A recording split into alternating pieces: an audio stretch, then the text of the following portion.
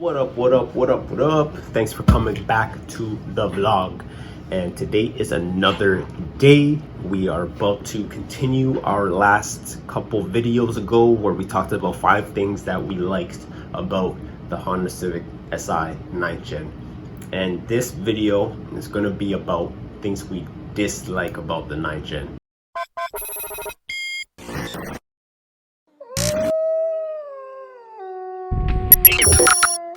Hit that subscribe button and that like button. It will help us grow. We're trying to take these things to the next level. We got a lot of things planned for spring. YouTube right now is, all over the place with their algorithm and whatnot. So you clicking like and subscribe will help us out a lot. Have the content ready.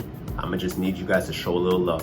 So let's get back into the video. First thing that I dislike about the 2014 Honda Civic SIs or just 9th Gens in general is the fact that it isn't beefed up enough. There was a big upgrade with the Type R a couple of years later, how 300 horsepower and it boosted, all that sort of stuff. The 9th Gens are essentially the last of its kind. You would think that they would beef it up a little bit to make it worthwhile, like the last stand of an N8. K series motors are my favorite motors, and I just wish that for this generation, everything that made the K series good with certain applications, like 8th Gen for example, how it has the RBC intake or RBC intake manifold, I believe it is. And then the 9th Gen, you have like this plasticky intake manifold that's like, what are you doing, bro? It's sus. Why would you go from having something built good to then using some cheaper product?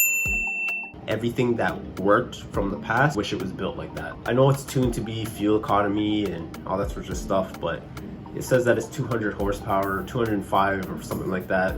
That's to the crank. But then when it delivers on like a dyno, it's like 160, 170, if that.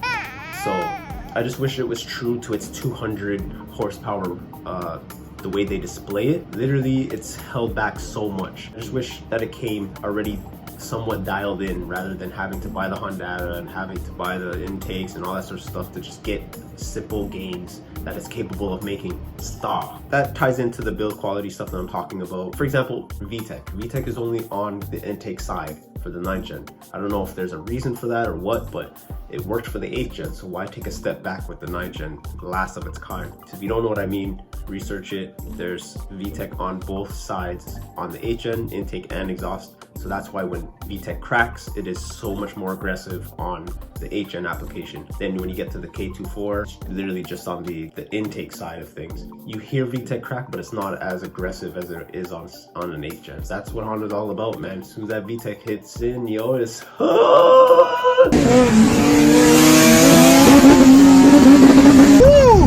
don't know what that nigga was thinking. I just wish, because it was the last of its kind, I wish it was built a little bit more aggressive and they spend a little bit more time in it. So secondly, the gear lockout. This has to be the worst thing on the list. The gear lockout. You're taking off from a dig. It just takes off like this, and then you're trying to change gears and go into the second gear, and you're like, what are you doing? Go. And by that time they just pass you and they're like, you're slow, bro, you don't know how to drive, bro. No, the car is working against you, and that has to be the worst feeling ever. You feel like such a newbie and you start to hate the car. You see the car's crap and whatnot. No, you just need to fix this issue. It's a delay valve in the master cylinder or clutch master cylinder, whatever it's called.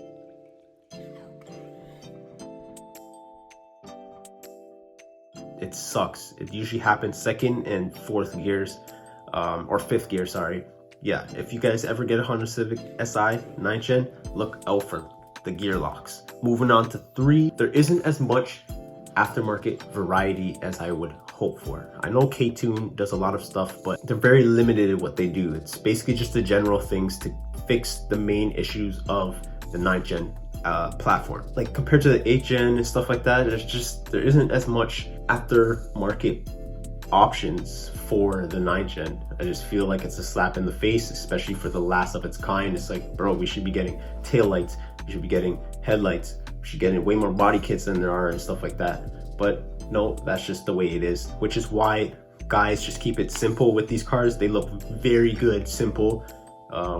Just get an HFP kit, whatever, and put it on the car. Simplicity is the best thing for these cars, but it's like that because there isn't much anyways. And the reason for this is because the car's been assembled in Ontario, so there's no JDM market for the 9th gen. It's literally just down here for us. I ain't gonna be mad. I like the simple approach anyways, and the HFP is a nice touch. I need to finish my kit so that it looks good, get some coils and drop it, slam it, do what I gotta do.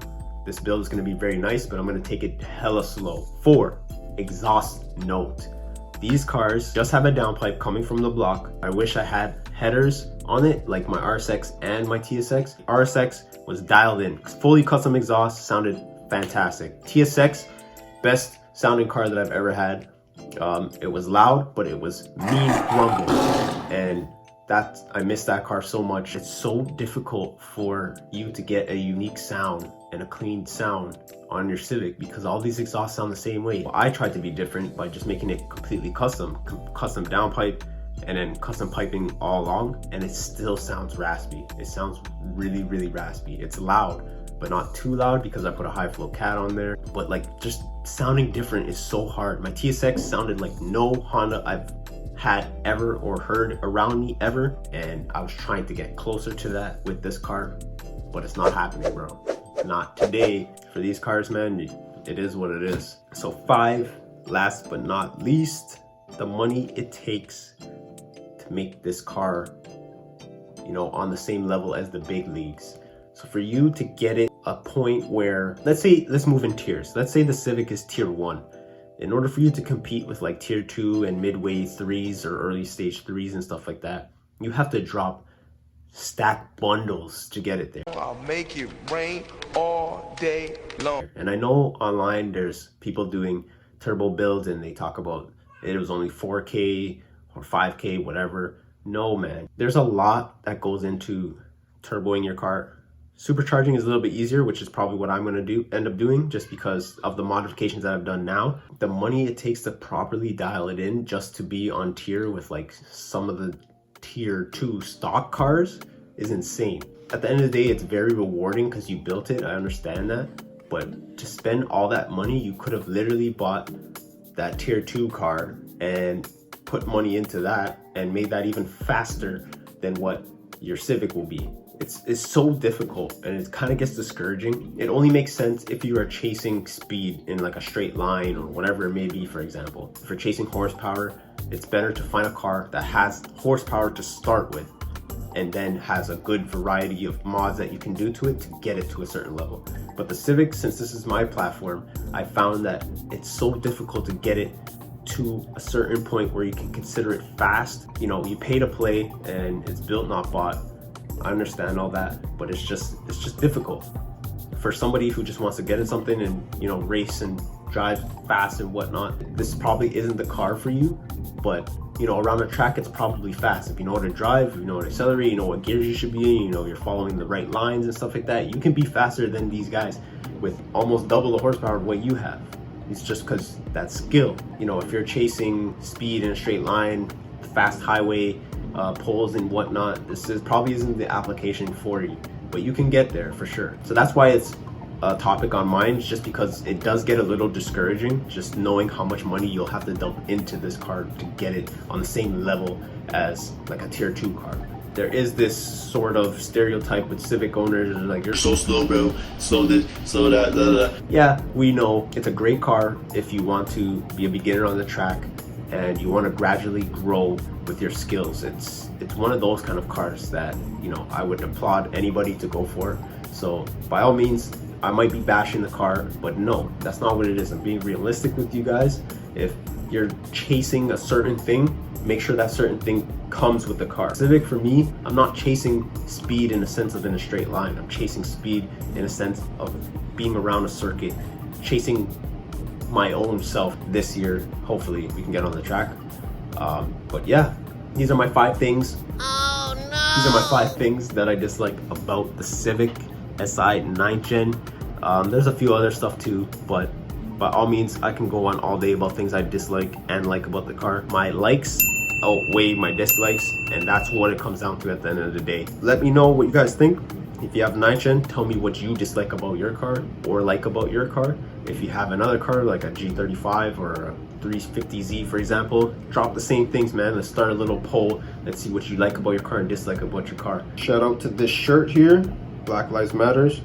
Powerful shirt, and I'll drop her info right here, so go check her out. If you need anything done graphics wise, hail her up. I'll see you in the next one. Oh yeah, forgot to leave you with the main thing. Break free and let your inner instincts unchain your hidden potential. Remember that and factor that into every day of your life. Peace out. Did it on my own, plot until I took the summer.